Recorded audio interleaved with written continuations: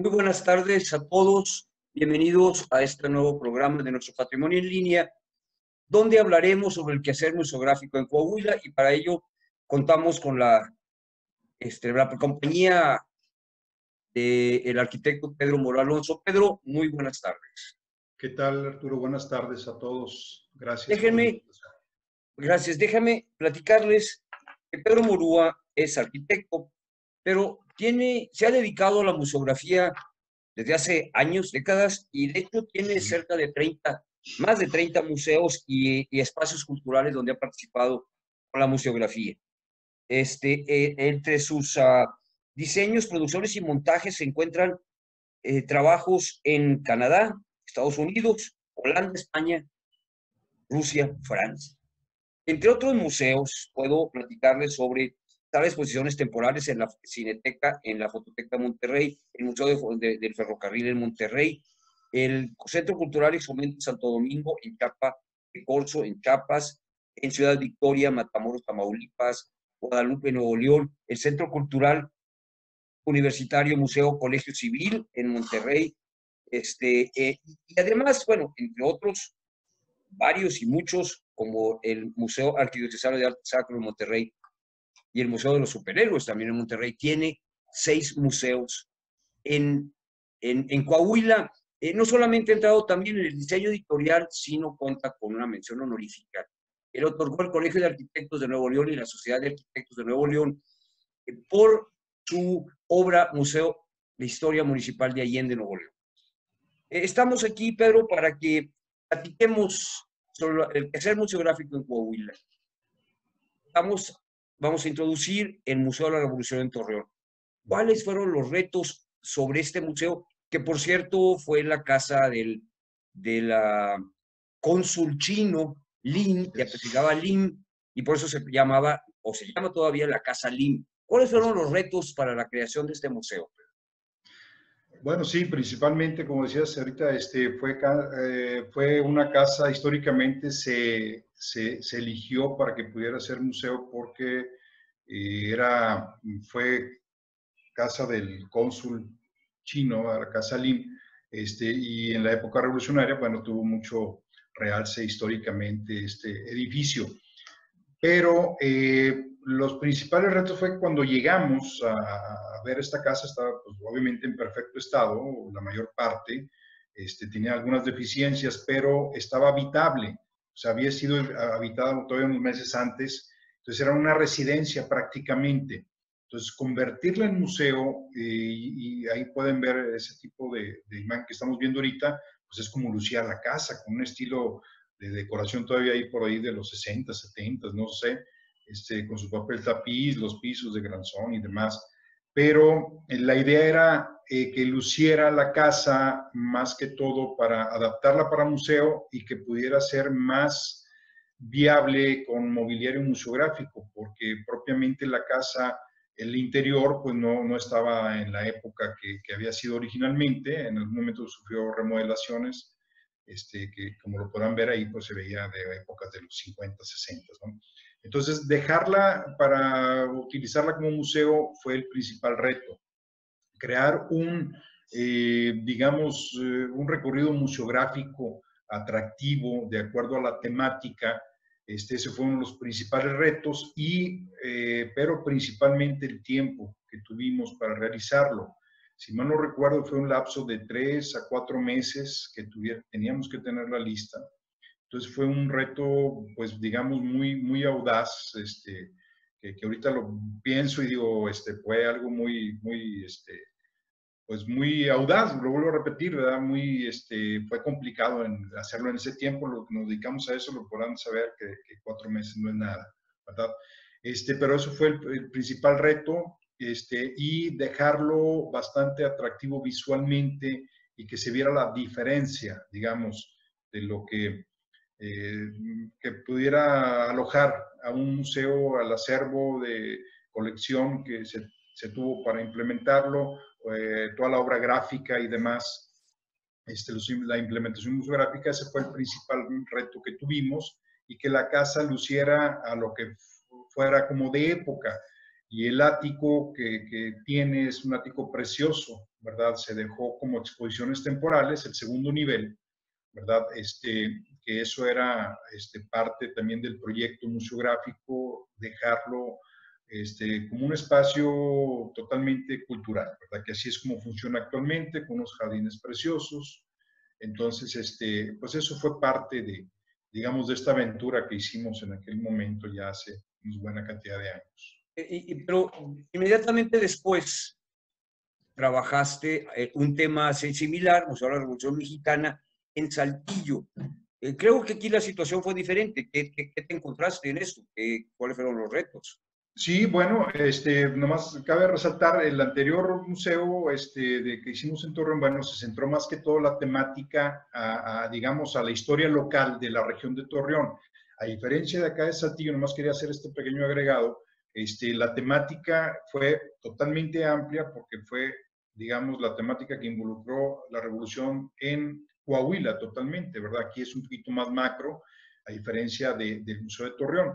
Pero aquí, pues bueno, era una gran casona también de época, de una época un poquito más anterior, pero el principal reto aquí lo mismo es integrarlo para que pudiera ser un espacio, digamos, museográfico, de museo, que se adaptara sin agredir, nunca agredimos la arquitectura de las casas de época, porque respetamos todos los lineamientos de antropología e historia, el Instituto Nacional de Antropología e Historia. Entonces, siempre, pues no es, digamos, a veces te encuentras un muro que dice, este muro no me sirve aquí, pero no lo podemos mover porque pues, estamos a favor de la conservación del patrimonio arquitectónico, obviamente. Entonces, y ese es el reto, adaptarlo. Y en este caso, como podrán ver en esta gráfica, pues es digamos, todo lo amarillo es la sala de exposiciones permanentes, que son a la periferia, y la parte central, frontal, estaba proponiendo que fueran las exposiciones temporales. En este caso de este plano, esta lámina, fue el anteproyecto, y por ahí se ve al fondo que querían conservar un jardín, un gran jardín que había por ahí descubierto, pero la propuesta de nosotros siempre fue que no lo tuviéramos. No tengo nada en contra de los jardines, al contrario, a mí me encanta, pero que íbamos a tener un gran problema de humedad acumulada dentro de las salas, que se nos iba a ir a colar adentro de las salas de exposición permanente. Y tú sabes que la humedad es el principal enemigo, ¿verdad?, de las colecciones en este caso.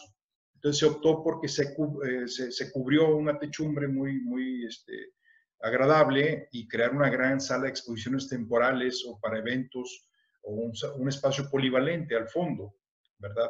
Pero ese fue uno de los principales, digamos, objetivos de este espacio museo, llevarlo a la, digamos, a la exposición, que fuera adaptado para exposiciones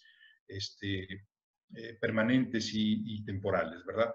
Y bueno, en esta lámina que tú estás exhibiendo ahorita, vemos el recorrido museográfico, que como nosotros bien siempre lo planeamos, es una circulación de izquierda a derecha, que es en el sentido de la lectura de un libro, digamos, que es lo más óptimo para hacer un recorrido museográfico. De esa forma lo adaptamos, pero habría que interrumpirlo a mitad, digamos, del recorrido, que aquí se ve que pasas a través de un espacio abierto.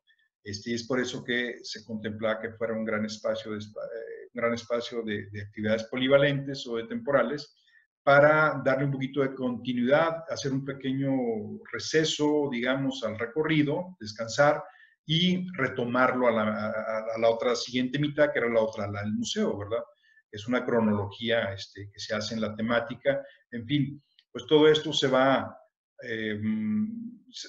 proyectando cuando se hace un museo, ¿verdad? Se escucha fácil, pero es un poquito complicado, sobre todo al principio, pero ya después todo va tomando, digamos, una gran, eh, digamos, pues una gran armonía, ¿verdad? Aquí estamos viendo cómo encontramos el edificio, que lo encontramos en esas condiciones, que eran, digamos, unas condiciones aceptables, pero tenía pues, algunos problemillas ahí en algunos acabados o algunas vigas tenían que cambiarse.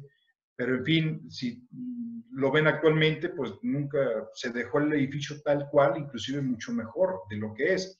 Esto es a como lo encontramos, a como estuvimos un poquito explorándolo en un principio, pero lo respetamos en cuanto a su estructura y a su arquitectura, obviamente, original. Digamos, esto es digamos, en el proceso, digamos, después de la producción hay varios procesos en la museografía que es, digamos, la investigación de la temática, los guiones, los proyectos, la producción museográfica y finalmente el montaje e instalación, que es donde interviene ya lo final, que es un proceso, digamos, de 1 a 2 meses en todos los proyectos, y donde en este caso hicimos unas réplicas de unas figuras a escala natural de los firmantes del Plan de Guadalupe, ya que en la colección teníamos la mesa original donde se firmó el Plan de Guadalupe, tenía estampadas sus firmas, y lo implementamos en una de las salas, hicimos una gran ventana en el entrepiso, como contábamos con un sótano, la colocamos en un sótano para que pudiera estar, que se pudiera ver desde la parte superior, donde estaban firmando parte de estos personajes, ¿verdad? No son todos, son algunos de ellos, ¿verdad? Y de esta forma lo pudimos, digamos, ambientar o hacer hacer lo más cercano a la realidad posible, ¿verdad? Para llevar al visitante a este proceso, ¿verdad? Y así como hicimos, por ejemplo, en algunas reproducciones, como en este caso de este estandarte del Club Democrático Interreeleccionista de San Pedro Coahuila, hicimos una reproducción fiel, ¿verdad?, de lo que es el original, y nutrió muy bien toda la temática y parte del patrimonio, del acervo de la colección, ¿verdad? Esto es bordado, ¿verdad? Así es bordado y se hizo todo, fue una réplica fiel totalmente que se hizo por un especialista, y pues bueno, así como esta, hay muchas piezas que tienen su historia, cada una de ellas, ¿verdad?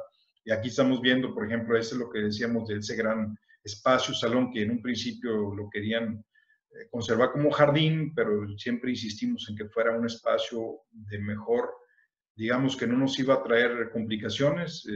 Un jardín hubiera sido bellísimo, pero nos hubiera traído mucha humedad la parte interior del museo. Y de esta forma, con esa gran pieza que está por ahí, que después se colgó, ¿verdad? Lo colgaste tú por ahí, Arturo, y se ve mejor todavía, ¿verdad? Sí, si no me equivoco, es una reproducción de un avión, del primer avión que fue tripulado por Francisco Madero, unos minutos, Así pero hasta donde es. tengo entendido es el primer jefe de Estado que haya volado en un avión y hay fotografías de eso. Sí, claro, y Terminó eso, siendo pues, un espacio bellísimo sí, donde se llevan actividades culturales y demás. así es.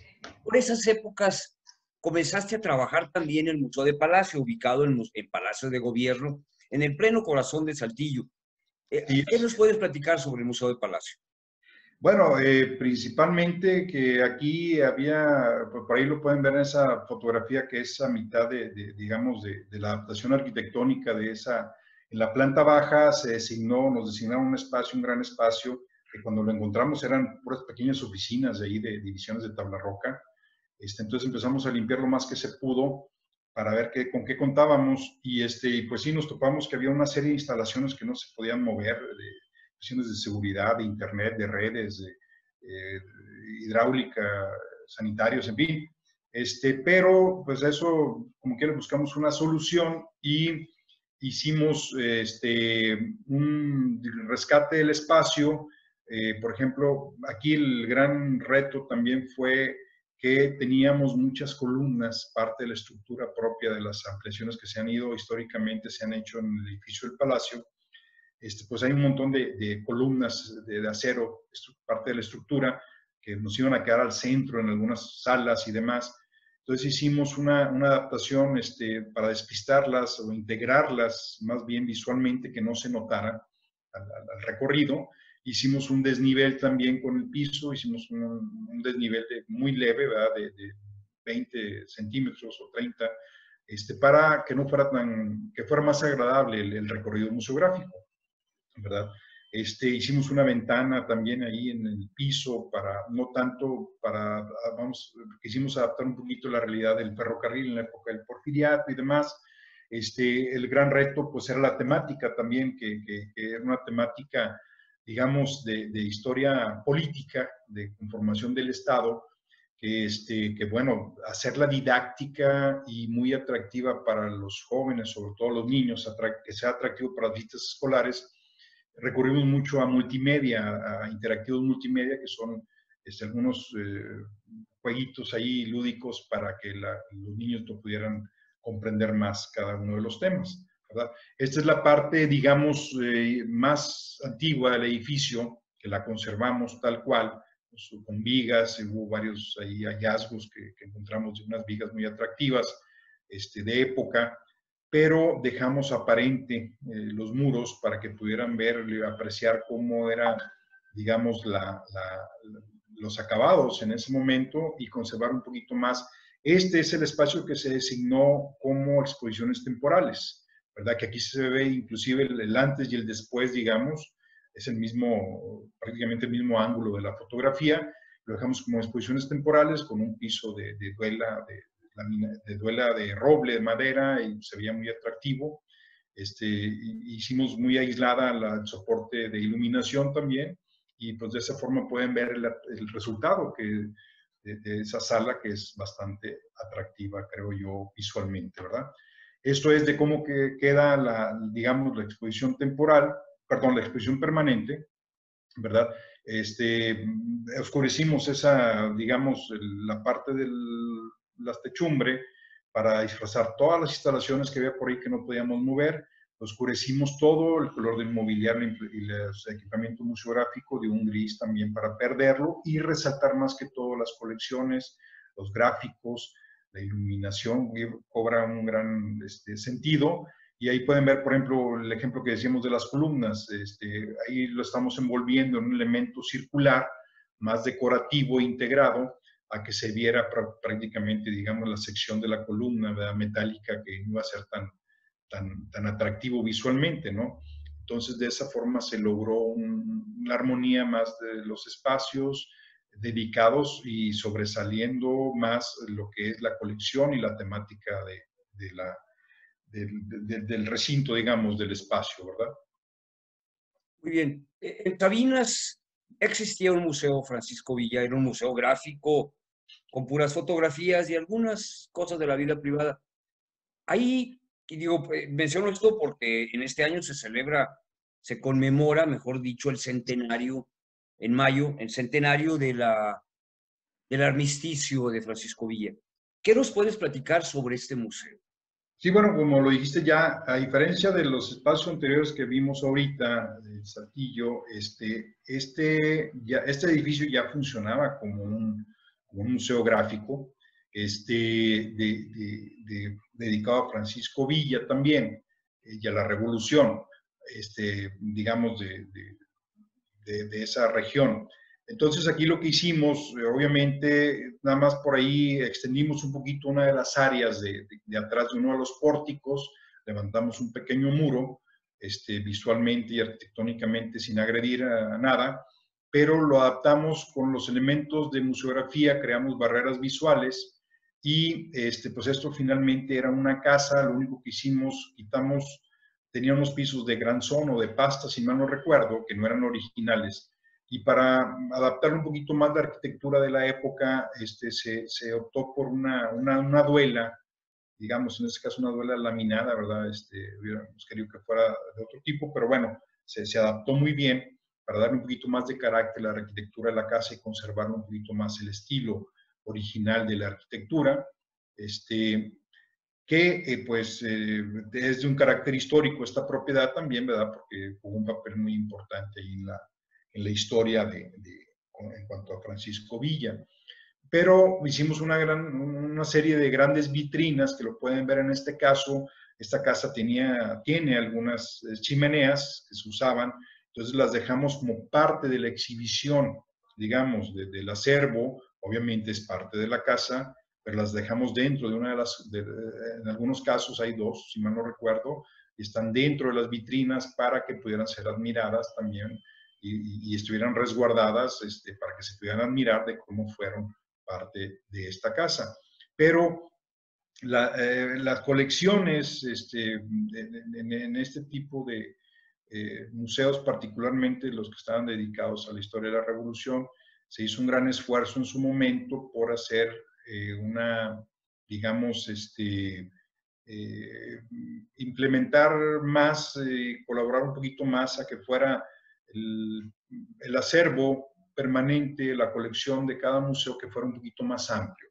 Entonces nos dimos un poquito a la tarea, junto contigo, si recuerdas, y con todo el Departamento de Patrimonio, a localizar piezas de muy buen nivel y atractivas históricamente, que más adelante vamos a platicar un poquito ahí un poquito más amplio de esto, pero las colecciones se hicieron muy importantes en este tipo de museos, que no fueran solamente museos gráficos, sino que tuvieran una gran colección, ¿verdad?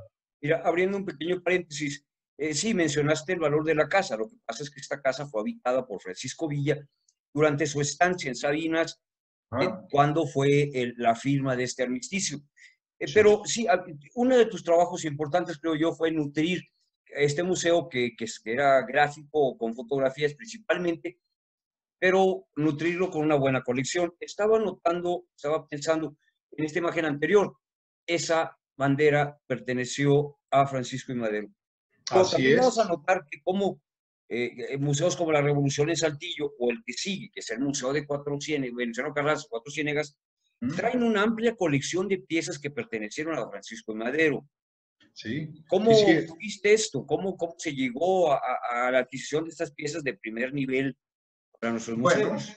se localizó una colección muy importante, una colección, digamos, privada en la región de Torreón, si mal no recuerdo, pero eran piezas sumamente importantes y que deberían de estar y conservarse, sobre todo en Coahuila, porque involucraban directamente, en este caso, a la familia, a Francisco y Madero, digamos, que eran piezas personales inclusive de él, piezas muy importantes que se dieron una serie de negociaciones por parte del equipo involucrado en todos estos proyectos. Se dio finalmente una buena negociación de adquirir este tipo de colección y distribuirla en varios museos, porque, por mencionarte un ejemplo, había una de las principales piezas era digamos, una de las publicaciones de la Asociación Presidencial, un ejemplar, digamos, de una de las ediciones, autografiado y dedicado, autografiado por Francisco I. Madero, firmado por él y dedicado a su esposa, a Sarita. Entonces es una pieza que, digamos fue una de sus principales obras y estaba firmada y dedicada a su esposa, pues era una pieza que debería quedarse en uno de estos museos, ¿verdad?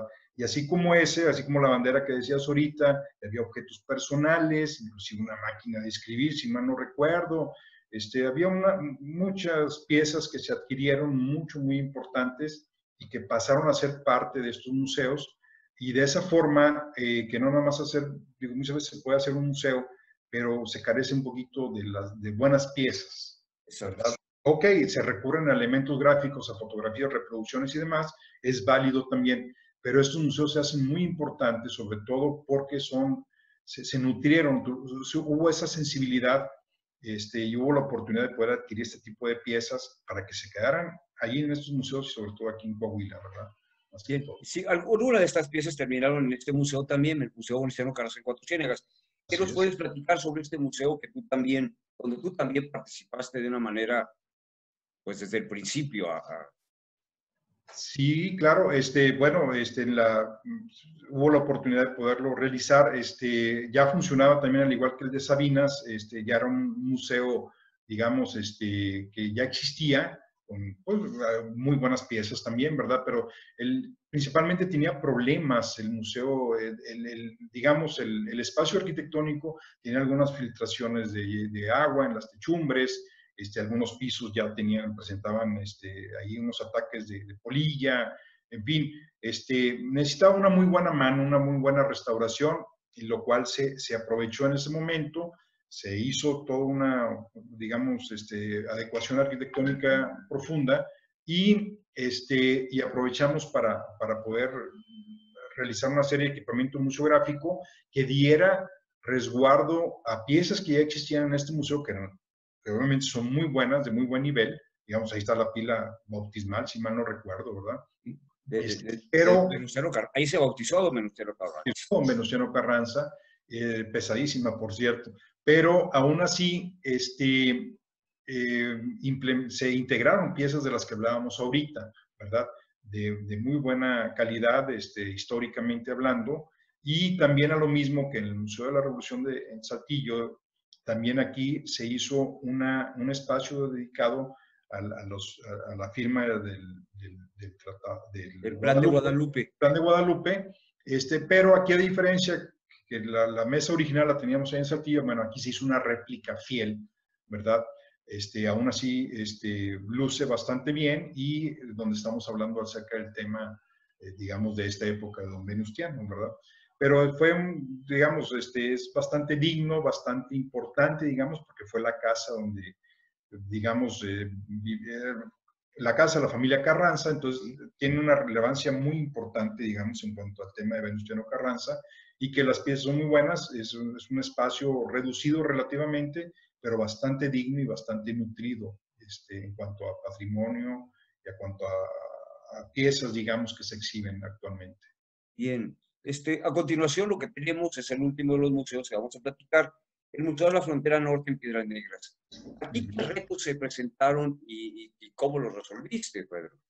Sí, bueno, pues a diferencia de los anteriores, bueno, este es un edificio ya, digamos, no era de una época muy anterior, es un edificio relativamente nuevo, digamos, de 3, 4 épocas, digamos, de 3, 4 décadas, perdón, de uso, si mal no recuerdo. Entonces, era un edificio de 3 niveles, de 3 plantas, que en algún momento eran oficinas de gobierno, o estuvo inclusive creo que la presidencia por ahí, pero quitamos todos los muros que había por ahí falsos, digamos, que no eran estructurales, se dejó, digamos, la estructura propia del edificio, toda la serie de columnas, en un espacio un poquito más amplios, pero muy reducidos de altura. Entonces, lo que hicimos básicamente es perderlo con un color muy oscuro arriba, básicamente, para que no nos contara visualmente la altura, pero sí tuvimos oportunidad de desplegarnos un poquito más en cuanto a espacio.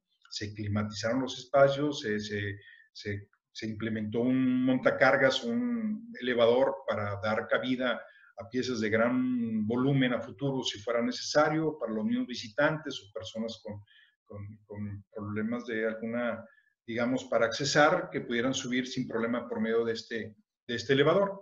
Entonces, un reto, digamos, también un poquito más, digamos, atractivo en cuanto al tiempo y en cuanto a los espacios que son más abiertos.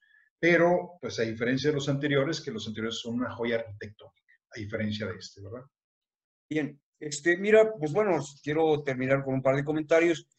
Como nuestros museos, a fin de cuentas, no son entes momificados, son entes vivos, las colecciones se mueven, se rotan y se han convertido prácticamente en centros culturales donde gira mucho de la vida cultural de la población donde se encuentran, y donde la gente se da, bueno, ahora hay que tomar las debidas precauciones debido a la contingencia, pero no dejan de ser grandes centros culturales. Bueno, por último, antes de despedirnos, Pedro, no sé si tengas algo más que agregar o comentar. Te olvidé mencionar que desde 1998 tú fundaste una empresa que se llamaba Exhibe, Fotografía, Diseño y Arquitectura, donde has trabajado más de 30 museos.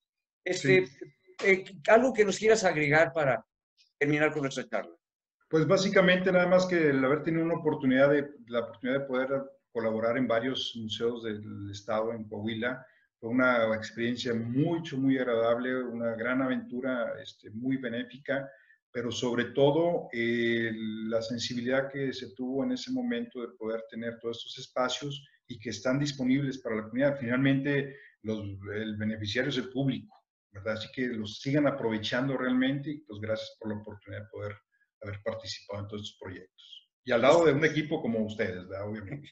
Muchas gracias, muy amable, y gracias por tu tiempo, por la dedicación y por todo este esfuerzo con los resultados tan hermosos, frutos tan interesantes en nuestro estado. Pedro, bueno, ojalá que pronto pudiéramos continuar con nuestra charla. Claro. Me gustaría despedirme, y a todo mundo les pido que estén atentos a las siguientes emisiones del programa Nuestro Patrimonio en Línea y recordarles, por favor, tomar las precauciones necesarias en esta contingencia. Cuídense mucho y cuidar, por supuesto, cuidar a su prójimo. Claro que sí. Buenas tardes y muchas gracias, Pedro. Gracias, saludos a todos, gracias. Hasta luego.